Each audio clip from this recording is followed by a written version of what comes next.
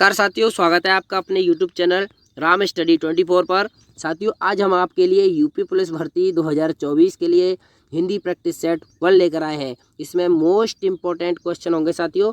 अगर आप उत्तर प्रदेश पुलिस भर्ती के आप अभ्यर्थी हैं तो ये प्रैक्टिस सेट आपके लिए है। साथियों, अगर आप हमारे इस चैनल पर नए हैं तो प्लीज़ हमारे इस चैनल को ज़रूर सब्सक्राइब करें। अगर वीडियो पसंद आए तो वीडियो को लाइक करें, शेयर करें और वीडियो पर कमेंट अवश्य करें। तो चलिए साथियों, बिना समय गवाए शुरू करते हैं अपने इस प्रैक्टिस सेट को।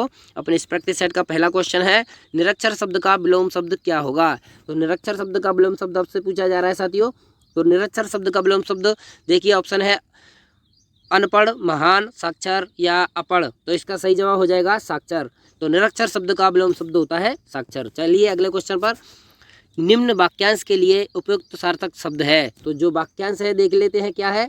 वाक्यांश है जो समान ना हो, जो समान ना हो उसके लिए क्या एक सार्थक शब्द होगा। तो इसके लिए होगा विषम। जो समान ना हो उसको हम विषम बोलते हैं, ठीक है।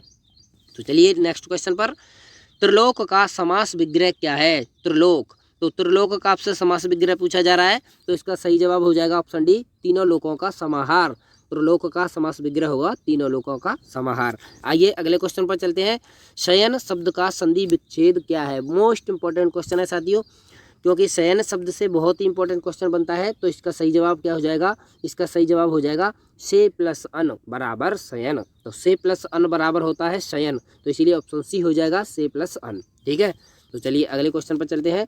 अगला क्वेश्चन है, निम्न में स्त्रीलिंग कौन सा है। निम्न में स्त्रीलिंग कौन सा है। पत्र है स्त्रीलिंग, रथ है स्त्रीलिंग, भाला है स्त्रीलिंग, किताब है स्त्रीलिंग। बताइए क्या है स्त्रीलिंग।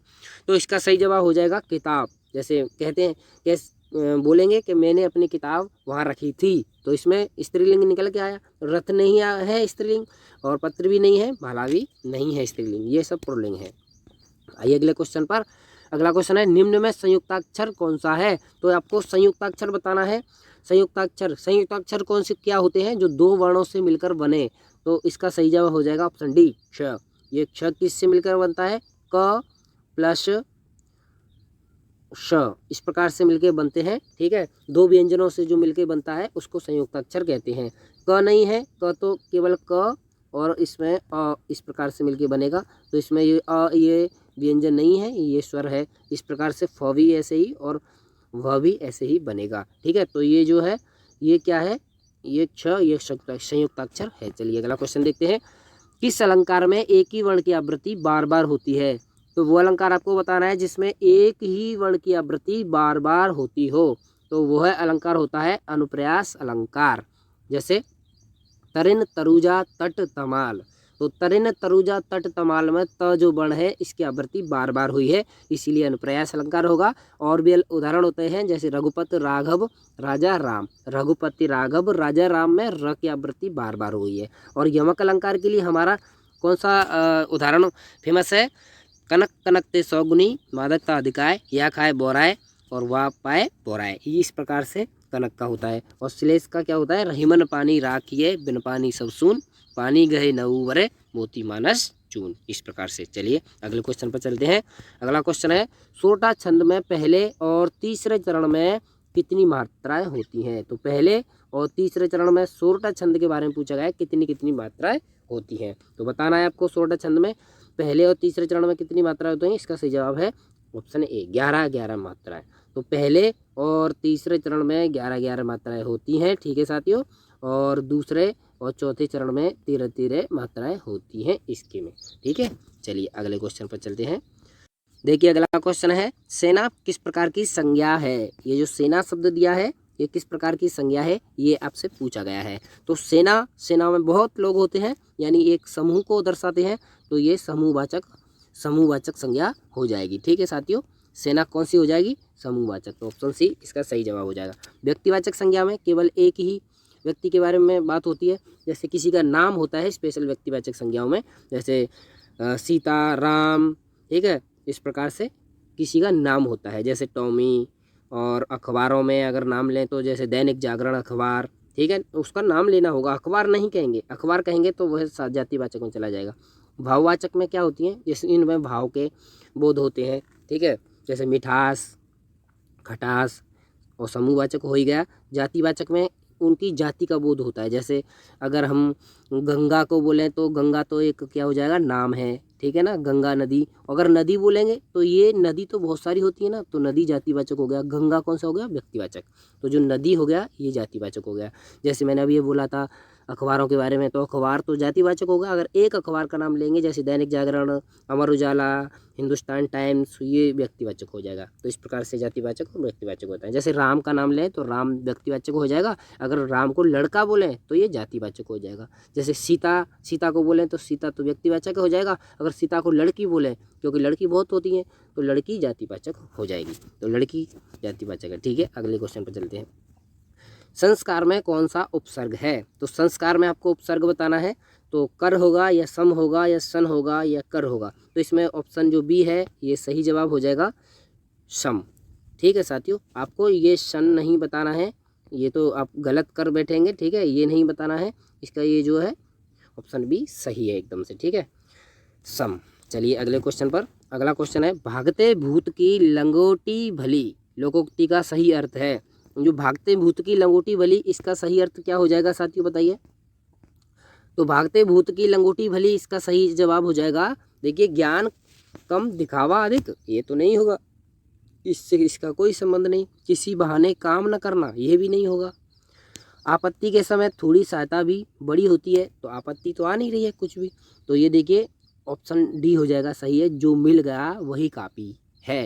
यानी भागता है, भागता भूत है, यानी भाग गया, भाग रहा है, उससे कुछ तो मिल जाए ना। इस प्रकार से हम इसका अर्थ निकाल सकते हैं, कुछ मिल जाए वही काफ़ी है। तो किसी भी लोकोक्ति का अर्थ उससे मिलता जुलता होता है, ठीक है साथियों। भागते भूत की लंगोटी भली, ठीक है। तो चलिए अगले क्वेश्चन पर चलते हैं। अगला क्वेश्चन है, जिसकी लाठी उसकी भैंस रेखांकित पदों में सर्वनाम है। तो ये जो रेखांकित पद है ना, ये जो जिसकी और उसकी, इसमें आपको सर्वनाम बताना है, ठीक है। ये ले, जिसकी लाठी उसकी भैंस, ये मुहावरा नहीं बताना है, इसमें आपको सर्वनाम बताना है। कौन सा सर्वनाम है? तो जिसकी और उसकी इस प्रकार से अगर आ जाए तो वो इस जिसकी लाठी उसकी भैंस, समझो जिसकी लाठी उसकी भैंस संबंध बता रहा है ना, यानी उसी की भैंस है, जिसकी लाठी है उसी की भैंस है, ठीक है। तो इसका सही जवाब हो जाएगा संबंधवाचक। संबंध बता रहा है तो संबंधवाचक, ठीक है। चलिए अगला क्वेश्चन देखते हैं। अगला क्वेश्चन है, कमल का पर्यायवाची कौन सा नहीं है? इस नहीं को ध्यान से पढ़ लेना, नहीं तो गलत कर बैठेंगे, ठीक है। तो कमल का पर्यायवाची नहीं पूछा गया है, तो इसका सही जवाब हो जाएगा जलधे। ये जलध किसका होता है? ये समुद्र का होता है पर्यायवाची। सरोज पंकज नीरज, ये सब कमल के पर्यायवाची हैं। अगर पानी के किसी भी पर्यायवाची के पीछे हम धे लगा दें, धे, तो वो सब समुद्र के बन जाते हैं। अगर पानी के पीछे हम ज लगा दें, ज, तो वो सब कमल के बन जाते हैं। जैसे ज लगाने से देखिए इसमें नीरज, नीर होता है ना, नीरज, ठीक है। इस प्रकार से ज बन जाते हैं, ठीक। और जल के में देखिए धे लग रहा है, तो जलधे, ये समुद्र का बन गया। तो चलिए अगला क्वेश्चन, यामाकृति के लिए किसको ज्ञानपीठ पुरस्कार मिला? तो यामाकृति के बारे में पूछा जा रहा है, यामा किसने लिखी थी? तो यामाकृति के लिए महादेवी वर्मा को ज्ञानपीठ पुरस्कार मिला था।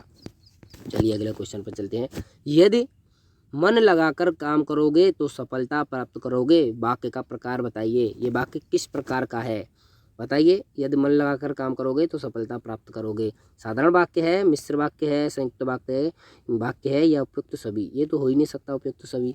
तो साधारण वाक्य में एक ही वाक्य होता है, इसमें तो दो हैं। और देखिए संयुक्त वाक्य में और किसी से जुड़े होते हैं। तो ये जो है, यदि मन लगाकर काम करोगे तो सफलता प्राप्त करोगे, इस प्रकार के काम, यानी कि एक काम पर दूसरा काम डिपेंड। अगर मन लगाकर काम करोगे तो क्या मिलेगी हमको? सफलता। ये डिपेंड है ना, मन लगाने पर तो सफलता मिलेगी। तो इस प्रकार के मिश्र वाक्य कहलाते हैं, ठीक है। अगर मेहनत की होती तो पास हो गए होते, इस प्रकार के जो वाक्य होते हैं मिश्र वाक्य होते हैं। चलिए आइए नेक्स्ट क्वेश्चन पर। नेक्स्ट क्वेश्चन है, निम्नलिखित में से शुद्ध वाक्य कौन सा है? तो शुद्ध वाक्य आपको छांटना है। तो देखते हैं पहला क्या है, भगत सिंह का राष्ट्र आभारी है। इससे तो एकदम से सही स्पष्ट नहीं हो रहा, तो ये नहीं होगा, ये गलत होगा, एकदम से शुद्ध नहीं होगा। आकाश जानता है कि शायद उसका मित्र सो रहा है। आकाश जानता भी है और शायद भी, ये कैसे हो सकता है भाई? आकाश जानता भी है और शायद कैसे लग रहा है इसमें?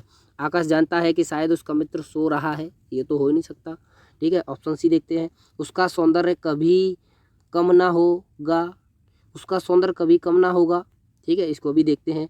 गाय का ताकतवर दूध होता है, गाय का ताकतवर दूध नहीं होता, पौष्टिक दूध होता है, ये भी गलत हो जाएगा, ये भी गलत है। तो इसका ऑप्शन सी एकदम से सही है, उसका सौंदर्य कभी कम ना होगा। ठीक है, तो चलिए अगले क्वेश्चन पर चलते हैं। अगला क्वेश्चन क्या है, गूलर का फूल होना।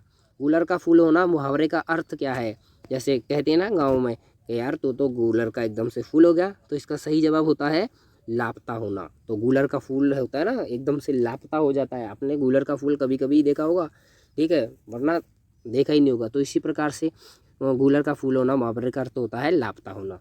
साथियों, अगर आपको वीडियो पसंद आ रही है तो लाइक करें, वीडियो पर कमेंट करें और प्लीज़ हमारे चैनल को सब्सक्राइब अवश्य करें। तो चलिए अगला क्वेश्चन है, निम्न में कौन सा गुरु का अनेकार्थी नहीं है? तो गुरु का अनेकार्थी नहीं है, बताइए कौन सा ऐसा शब्द है जिसको हम गुरु नहीं बोल सकते? ठीक है, नहीं पूछा गया है, ये इस नहीं पर अच्छी तरह ध्यान रखना। तो शिक्षक को गुरु बोल सकते हैं, हाँ बोल सकते हैं। बृहस्पति को गुरु बोल सकते हैं, हाँ बोल सकते हैं, क्योंकि बृहस्पति को हम बोलते हैं ना गुरुवार। ठीक है, और बड़ा भाई होता है या बड़े जो भी होते हैं उसको गुरु बोलते हैं ना, जैसे गुरु क्या कर रहे हो, गुरु कैसे हो, ऐसे बोलते हैं ना। तो बाण जो है, बाण इसका सही जवाब हो जाएगा। बाण को हम गुरु नहीं बोल सकते, यानी गुरु का अनेकार्थी बाण नहीं होगा। बाकी शिक्षक, बृहस्पति और बड़ा ये गुरु के अनेकार्थी है। ठीक है, चलिए अगले क्वेश्चन पर। अगला क्वेश्चन लगाइए, किस वाक्य में करण कारक नहीं है? तो करण कारक आपसे पूछा गया है। आपने कारकों की विभक्ति पढ़ी होगी, जैसे कर्ता ने कर्म को करण से संप्रदान के लिए अपादान से अलग होना। ठीक है, संबंध काकी के रारी रे। ठीक है, इस प्रकार से संबोधन हे अरे ओ। तो इसमें जो होता है ना, ये संप्रदान के लिए अपादान से अलग होना। तो जो अपादान होता है, अपादान आपने पढ़ा होगा, अपादान अपादान में क्या होता है? अलगाव होता है, अलगाव मतलब अलग होना।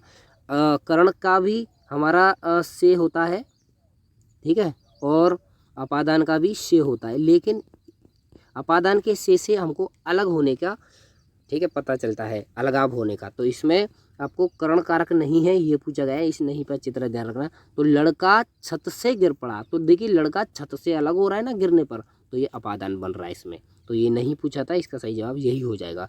करण के ये होंगे कौन से? पिताजी कार से कार्यालय जाते हैं, ठीक है, कार से जाते हैं, और बाजार में पैसे से सामान खरीदा जाता है, तो ये भी हो जाएगा। प्राचार्य ने आदेश दिया, प्राचार्य ने यह आदेश चपरासी द्वारा भिजवाया, ये के द्वारा भी करण का ही होता है। जैसे कर्ता ने कर्म को करण से के द्वारा, करण का होता है के से, मतलब से और के द्वारा होता है। ठीक है, आप अच्छी तरह समझ पाए होंगे। चलिए नेक्स्ट क्वेश्चन पर। नेक्स्ट क्वेश्चन है, निम्नलिखित में से उच्चारण स्थान के आधार पर मूर्धन्य व्यंजन बताइए। तो मूर्धन्य व्यंजन आपको बताना है कौन सा है, तो बताइए कौन सा उच्चारण स्थान के आधार पर मूर्धन्य व्यंजन। तो इसका सही जवाब हो जाएगा ऑप्शन सी, ठ। ये जो ठ हो जाएगा मूर्धन्य हो जाएगा। ज क्या हो जाएगा? ये कंठस्थ हो जाएगा, सॉरी कंठस्थ नहीं तालब्ध, और ये ग हो जाएगा कंठस्थ, और प हो जाएगा होठस्थ। ठीक है, तो ये मूर्धन्य हो जाएगा, अपना ऑप्शन सी सही हो जाएगा इसका सही जवाब। तो साथियों, हमारा ये प्रैक्टिस सेट यहीं ख़त्म होता है। अगर आपको हमारा प्रैक्टिस सेट अच्छा लगा हो और प्रश्न अच्छे लगे हो तो प्लीज़ वीडियो को लाइक करें और कमेंट करें वीडियो पर, और बताएं कि आपको हमारा ये प्रैक्टिस सेट कैसा लगा। ठीक है साथियों, अगर आप वीडियो पर नए हैं तो प्लीज़ साथियों हमारे इस चैनल को ज़रूर सब्सक्राइब करें। हम अपने इस प्रैक्टिस सेट को इसी प्रकार जारी रखेंगे। तो प्लीज़ साथियों चैनल को सब्सक्राइब अवश्य करें। नमस्कार, धन्यवाद, जय हिंद, वंदे मातरम।